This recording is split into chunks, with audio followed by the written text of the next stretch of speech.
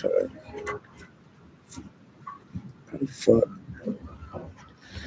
You should. I forgot. Okay.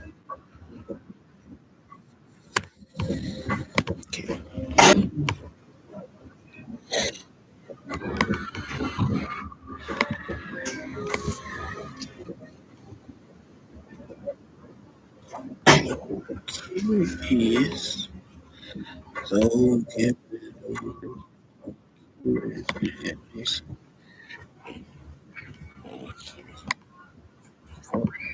Yeah.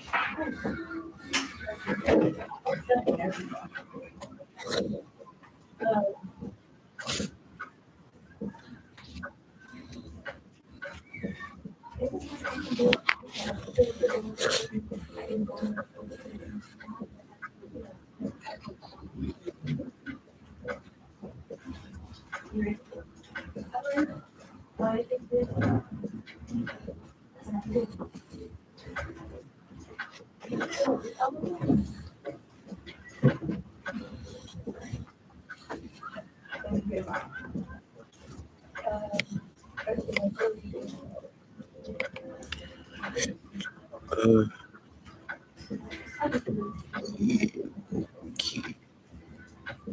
The doctrine, presented by President James Monroe in his December 2, 1823 annual message to Congress, declared that the United States would regard any extension of European power to any portion of this hemisphere as dangerous to our peace and safety, and asserted that the American continents are henceforth not to be considered as subjects for future colonization by any European powers.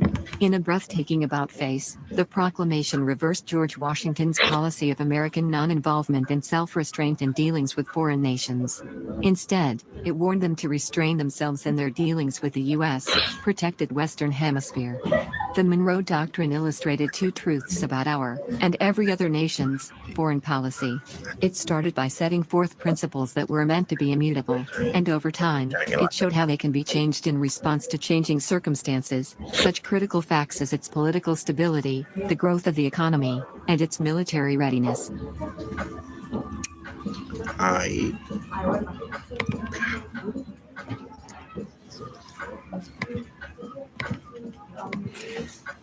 Shit, I was about to say too low. Fuck. Yeah. Alright, shit. So, I read this shit. As long as our country was preoccupied with building up these strengths, the Monroe Doctrine and American foreign policy remained largely the same. But as time went on, the relative strengths of America and the foreign powers underwent a profound change. To begin with, America became the magnet for millions of people who were brave, restless, and hardy enough to hazard the long and dangerous journey to what was seen as the land of endless opportunities. They arrived in staggering numbers. In 1820, the U.S. population was 9.5 million and its average annual increase was 240,000. Carter's about By to start drop 1901, off that the paper. corresponding totals were 77.6 million and Carter, drop you 1.5 off a paper million. like that. The immigrants were Go capable, find Miss and they were Carter so she can prepared. get papers By fit. 1895, the U.S. Don't had end up being Miss surpassed Harrison. Great Britain in manufacturing output, and by This one for 1900, the program. New World was producing more energy than Germany, France, Austria-Hungary, Russia, Japan, and Italy combined. Between the end of the American Civil War and the turn of the century, U.S. coal production rose by 800%, steel rails by 523%, and wheat production by 256%. Oh.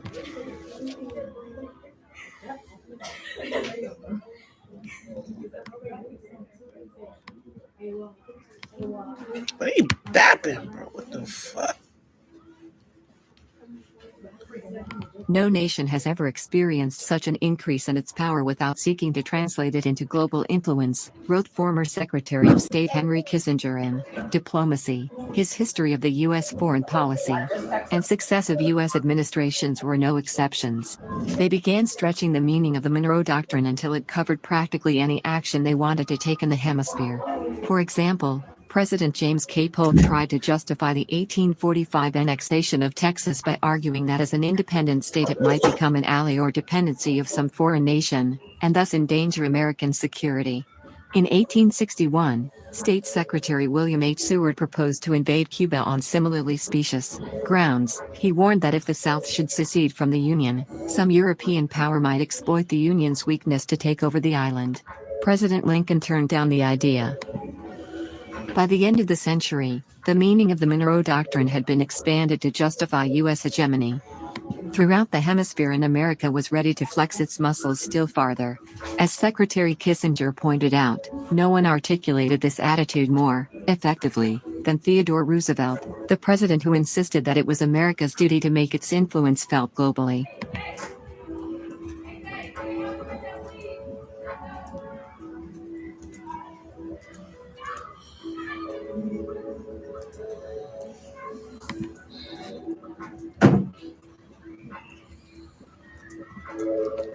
The Roosevelt Corollary. President Teddy Roosevelt, the fifth cousin to Franklin D. Roosevelt, the U.S. president during World War II, was a study in contrast. He was the son of the wealthy, patrician family that had lived in New York for 200 years, and as a Harvard-educated adult, he traveled the world to study scientific subjects and authored 17 books. But he was pugnacious, loved strenuous, physical exercise, and during the 1898 Spanish-American War won fame for such bravery as leading the charge of his Rough Riders up the San Juan Hill in Cuba. As the vice president and successor of President William McKinley, Roosevelt continued to demonstrate both sides of his personality.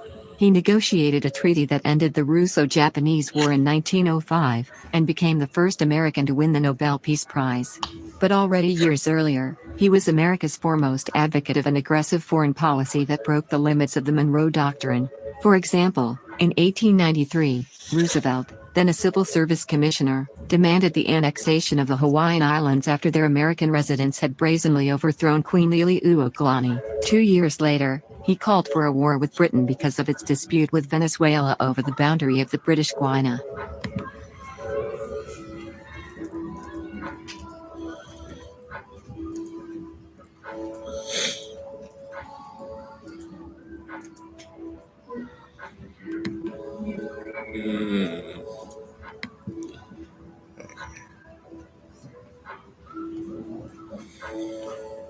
And in 1901, as the vice president, he supported the so-called Platt Amendment that compelled the Cuban government to let the U.S. to intervene unilaterally in Cuban affairs, and gave Washington a lease on 2 naval bases.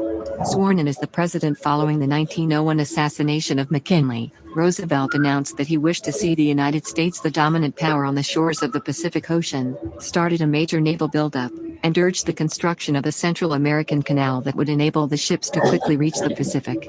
When he was elected president, the U.S. ranked 5th among naval powers.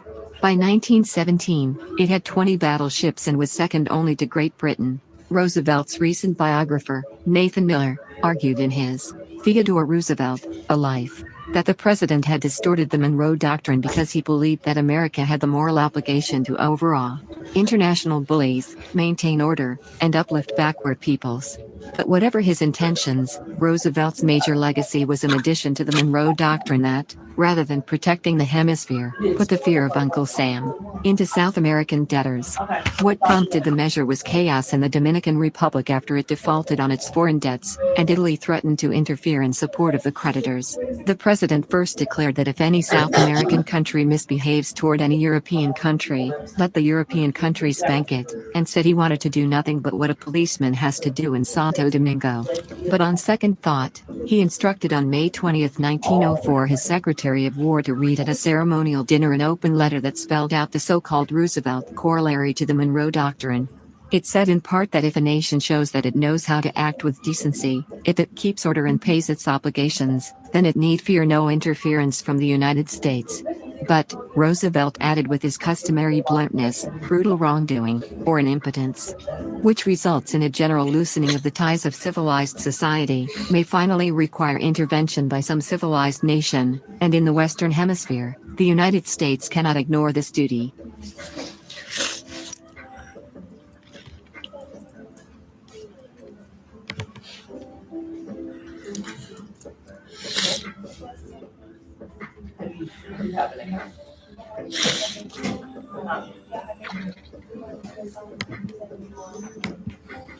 Better press that.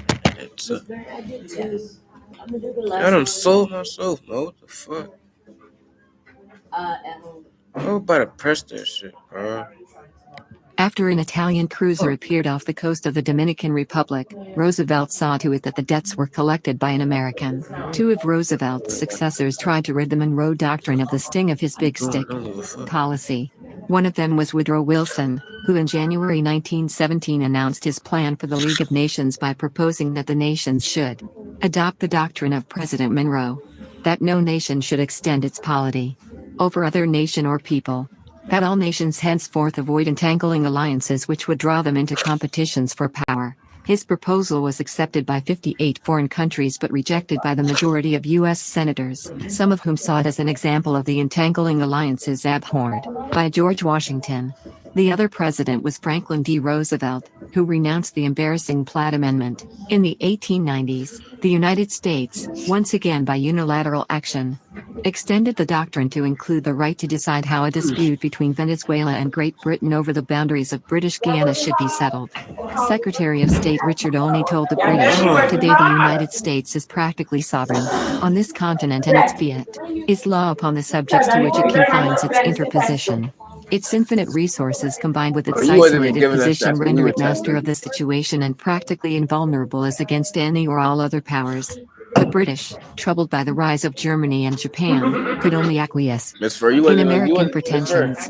But Latin American nations protested the way in which Washington had chosen to defend Venezuelan interests. Roosevelt's big stick Latin American policy became synonymous with the Monroe Doctrine, much to the chagrin of later American policymakers, who sought in various ways to change the image of the Monroe Doctrine. President Franklin D. Roosevelt, the cousin of Teddy Roosevelt, announced his intention to replace the big stick with the good neighbor. At his direction, for example, the United States renounced the right to intervene in Cuban affairs under the Platt Amendment, but it did not give up its naval base in Guantanamo Bay. A variety of treaties signed during and after World War II attempted to turn the Monroe Doctrine into a multilateral undertaking, renamed the Inter-American System. When the United States dealt with the problem of Castro's Cuba, for example, or intervened in the Dominican Republic in 1965, Washington was always careful to declare that it was acting with, and even at the behest of, the Organization of American States. Nah, hey, Zaylen, you gotta hit him back though, bro.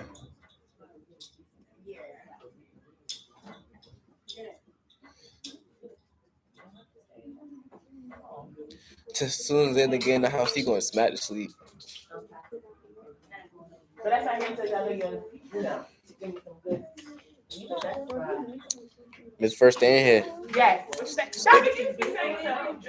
Oh, get the butterfly. You gonna knock the butterfly off the skeleton, girl. Good. That's a butter. Oh, I thought that was a flower. Oh, that's a butterfly.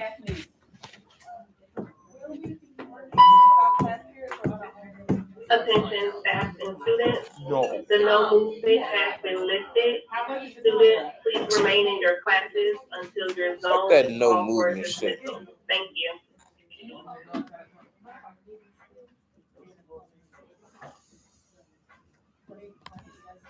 See you in this bitch.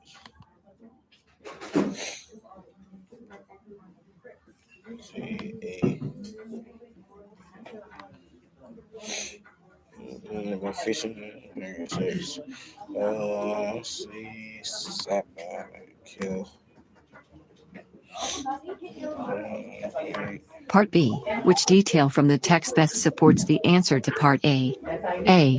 The doctrine, presented by President James Monroe in his December 2, 1823 annual message to Congress, paragraph 5. Good afternoon, staff and The students. proclamation reversed George Washington's policy of American non-involvement and self-restraint, paragraph 6. C. It warned them to restrain themselves in their dealings with the U.S., paragraph 6. D. It started by setting forth principles that were meant to be immutable, paragraph 7. Are expected to be here at 8 a.m. Students, please remind your parents about the parent-teacher conference tomorrow from 8:15 to 10:15. And students, there is a 2-hour delay for you all, so classes will technically start at 10:30 on Wednesday, October 1st. If you come a little earlier, we will be able to house you in the cafeteria. You will have breakfast. If you come with your parents, you will be able to stay.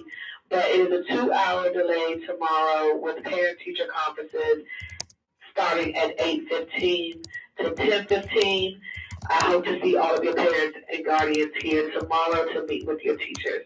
Thank you and have a great day. Be sure to be in your full uniform tomorrow. Uniforms do not consist of sweatpants or your swishies, but please make sure you wear your khaki pants tomorrow with your polos and or your Maya school gear. Thank you and have a great day.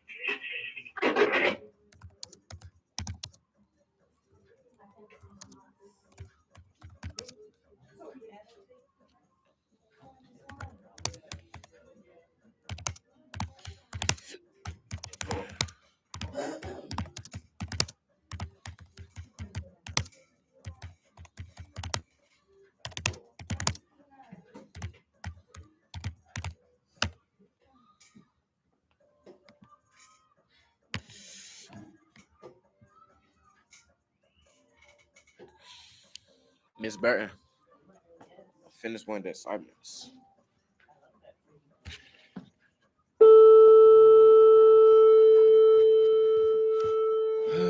We put my computer away or not yet?